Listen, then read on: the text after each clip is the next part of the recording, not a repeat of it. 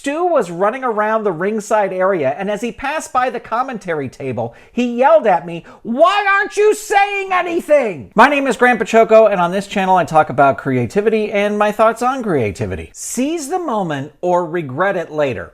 And by later, I mean for years and years afterwards. You may or may not know this, but many years ago, I was a ringside interviewer for Championship Wrestling from Hollywood. It was a super fun job, and for someone who's been a wrestling fan for most of his life, it was a dream come true to be just a little part of the world of pro wrestling. One morning before a TV taping, we were told that there was only going to be one commentator for the entire show, Johnny LaQuasto. He would occasionally be joined by bad guy manager Stu Stone, but for the most part, Johnny would be by himself for the entire show. At these TV tapings, I would sit at the commentary table and ring the bell to start and end each match. And then if I had to interview somebody, I could just run right over to the ring and conduct the interview. Now, right before we started this taping, Stu Stone pulled me aside and he said, "Listen, I have to be at ringside for a lot of these matches, so why don't you hop on commentary when I'm not there?" I nodded and said okay, but immediately my brain went into overdrive. "You should totally do it." "But what if I suck?" "Well, then you never have to do it again." "But I know I'm gonna suck, and besides, I'm gonna get in trouble. Would you shut up and just do it?" The old negative brain was hard at work. The show started, and a few matches in, Stu headed off to ringside.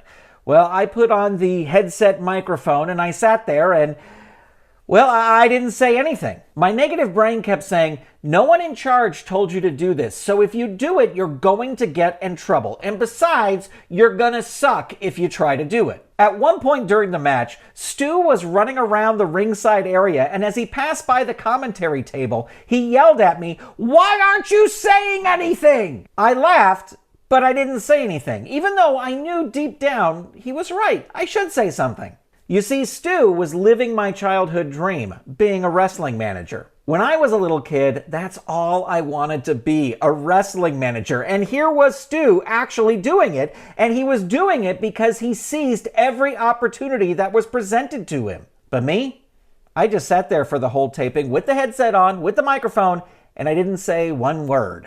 In my brain, "I'll be bad at it" turned into, well, it's too late now. You can't just start this late in the show. To this day, I still regret not jumping in on commentary. Would I have been the next Jim Ross? No, not even close. But I would not have been as bad as my negative brain was leading me to believe.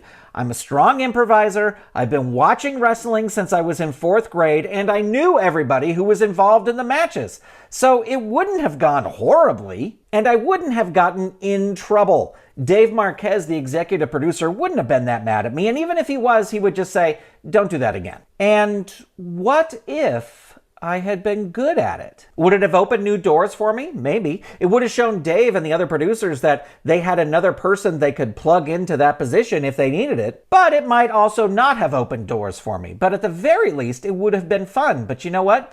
I'll never know because I never seized that opportunity. Don't let this happen to you. If you see an opportunity, seize it, or you will regret it later. Do you agree or disagree? Let me know in the comments, and thank you so much for watching. I will talk to you soon. Bye.